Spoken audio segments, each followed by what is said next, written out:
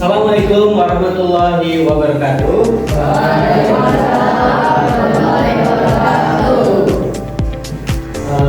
Baik semuanya, mari kita memulai pembelajaran coding dan KA hari ini dengan mengucapkan basmalah bersama-sama.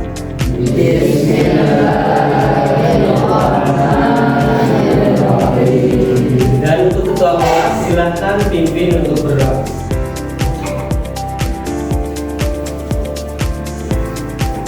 And Lord is our Son, let's pray together. Say it again.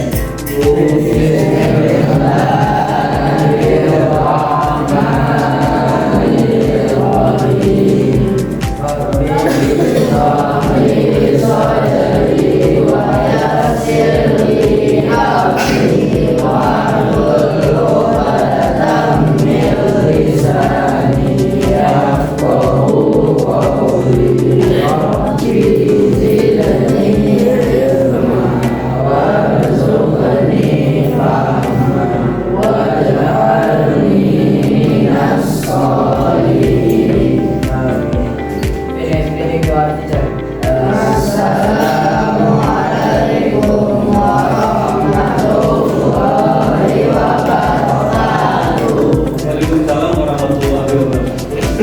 Apa kabar hari ini? Alhamdulillah.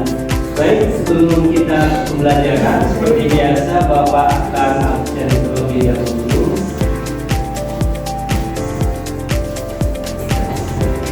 Ahmad,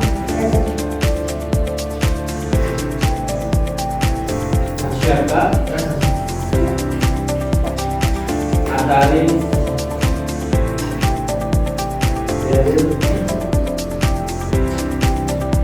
Iksa. Alright guys, for now, please close your iPad. You need to focus to the screen.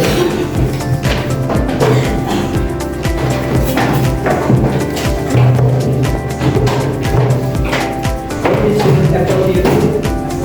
Apple TV.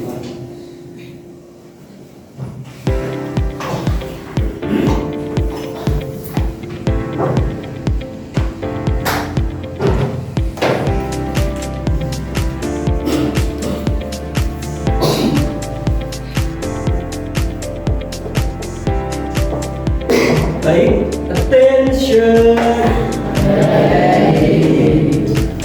Baik, di sini ada satu pertanyaan. Apa itu jajanan sehat dan bahayanya jajan sembarangan? Apakah ada yang bisa menjawab? Silakan. Oke, lihat silakan.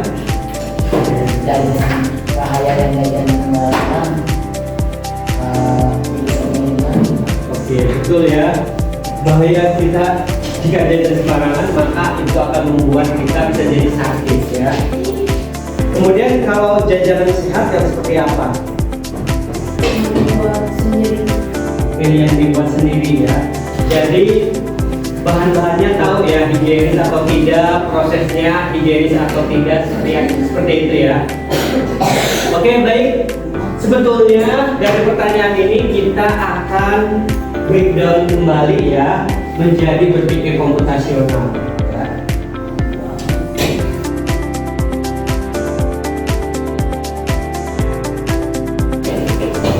Baik, kita lanjut berpikir komputasional dan aplikasi. Pertama, apa itu berpikir komputasional? Berpikir komputasional adalah metode atau cara untuk mengamati suatu masalah sehingga ditemukan solusi terbaik ya, dari permasalahan tersebut. Kemudian ini menekankan masalah secara efektif dan efisien. Kemudian manfaat berpikir komputasional sendiri ini sangat bermanfaat untuk mengatasi masalah karena tidak hanya digunakan dalam bidang komputer saja. Ternyata berpikir komputasional ini dapat juga digunakan untuk memecahkan masalah dalam kehidupan kita sehari-hari.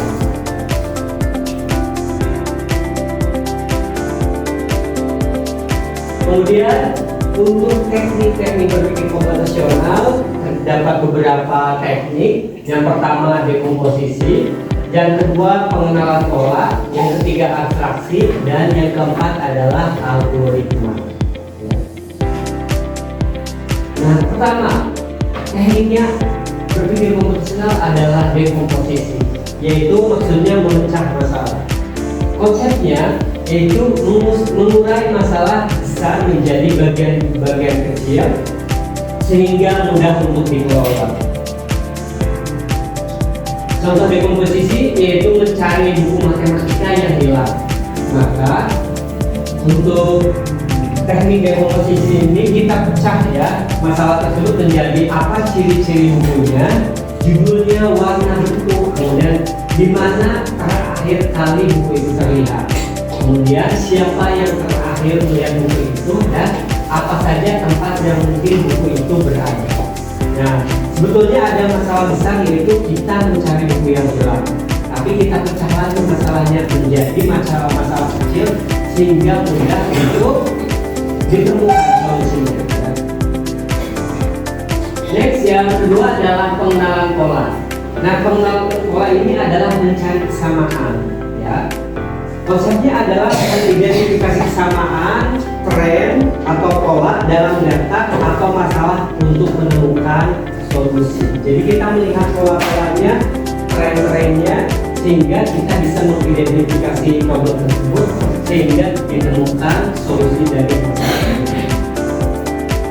Nah, ini contoh pengenalan pola. Tadi kalau lihat komposisi dia breakdown yang memecah masalahnya yang besar menjadi kecil. Kalau ini setelah mengumpulkan ciri-ciri buku tersebut ya, tadi di dekomposisi, jadi terlihat bahwa buku matematikanya selalu diletakkan bersamaan buku pelajaran lain, yaitu dia diletakkan di rak buku setelah belajar. Nah, otomatis jadi ini mempunyai pola ya, mempunyai pola setelah belajar itu pasti diletakkan di rak buku ya, itu adalah suatu pola. Atau ia sering meninggalkan buku di meja belajar saat makan malam, ini adalah pola. Nah, jadi pola jadi itu selalu meletakkan buku di meja belajar kalau dalam posisi ketika mau makan malam, atau kalau sudah selesai polanya adalah dia selalu menaruh buku tersebut di rak. Nah, setelah hilang otomatis kita bisa melihat pola ini. Oh, berarti sering ditaruh di misalkan di meja belajar jika makan malam. Jadi kita cek di meja belajarnya ya, apakah ada atau tidak. Next, kemudian ada abstraksi. Kalau abstraksi adalah fokus pada hal yang penting.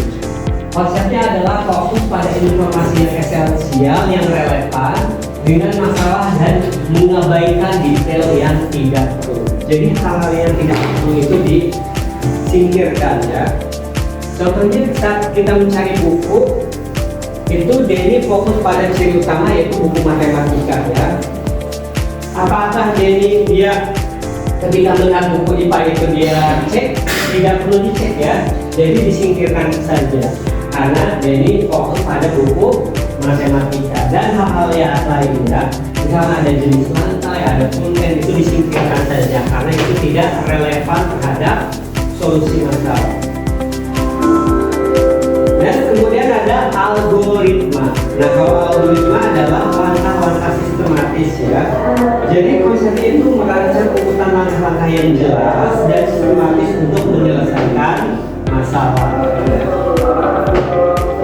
Contohnya seperti ini, ketika mau mencari buku yang hilang, mulai mencari buku yang hilang. Kemudian step kedua, periksa meja belajar. Nah, apakah ada?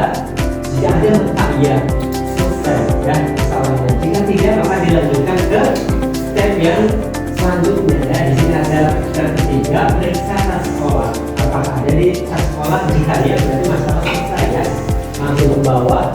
Tapi jika tidak lanjutkan ke step selanjutnya. Dan itu disebut dengan algoritma. Ada step-step yang juga. Alright, untuk materi dari sisi berpikir komputasional cukup, kita akan lanjut ke materi selanjutnya yaitu mengenai Gemini ya. kalian di sini pasti sudah mengetahui tentang Gemini ini. Gemini ini developer atau perusahaannya itu dihandle oleh Google, ya, dari Google. Kita lihat apa itu Gemini. Gemini is a generative artificial intelligence tool developed by Google AI based on the large language model of the same name. It was launched in February 2024. Maksudnya apa? Jadi Gemini itu adalah sebuah KA generatif, kecerdasan artifisial generatif, ya. Maksudnya adalah kreativitas artifisial, yaitu kecerdasan buatan yang dapat menciptakan konten baru seperti teks, gambar, musik, dan video. Itu adalah KA generatif.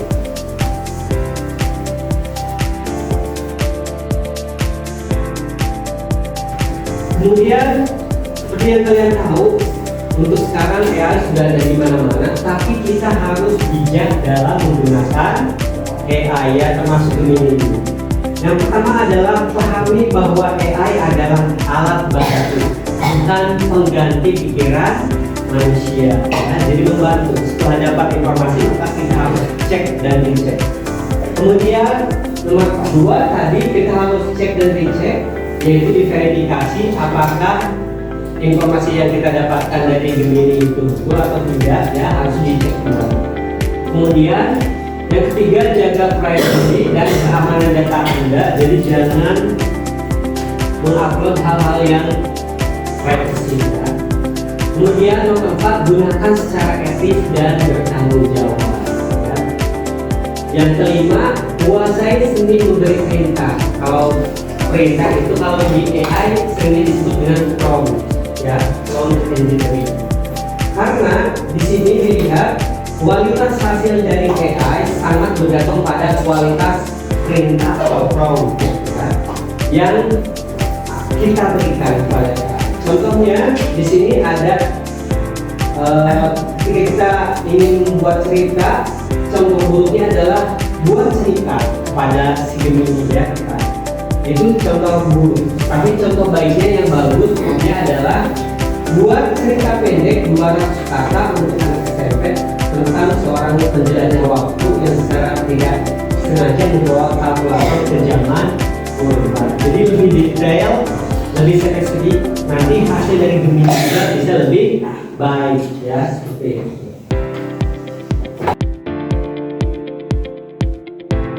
Oke, baik. Untuk tugas kalian semua adalah membuat poster. Di sini Bapak coba gunakan contoh, ya. Di sini buat kata-kata promosi untuk poster kampanye jajanan sehat. Nah, ini sebetulnya belum terlalu spesifik, ya. Jadi kalian semua di sini boleh membuat lebih spesifik lagi, ya. Nah, nanti sama si Gemini akan dibuatkan konsepnya. Kemudian, nah, hasilnya seperti ini, nanti untuk di poster. Ini hasil dari formnya, ya. Nanti judul besarnya jajanan sehat otak cerdas. Kemudian nanti akan ditempel gambar-gambar sehat. Setelah itu ada isi posternya, ya. Senimas dan virtual. Cek lagi jajanan seperti itu, ya. Mengkampanyekan. Setelah itu ada kata-kata selanjutnya, ini akan ditempel di poster.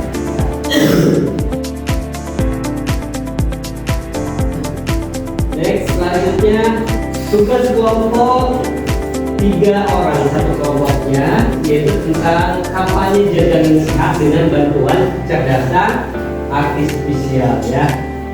Kemudian untuk tugasnya buat alur kampanye terlebih dahulu menggunakan pages, ya. Yang pertama, dekomposisikan dulu, ya, apa saja komponen kampanyenya, ya. Kemudian pengenalan polanya, kampanye yang seperti apa, ya. Kemudian yang ketiga, algoritma. Maka membuat konten promosinya, posternya seperti apa. Next, setelah kalian buat konsepnya, lalu buat posternya, ya, tentang jajanan sehat dengan menggunakan Canva. Dan yang terakhir nanti kita review bersama, ya. Oke. Apakah ada yang mau ditanyakan? Baik, Bapak akan membagi kelompoknya terlebih dahulu.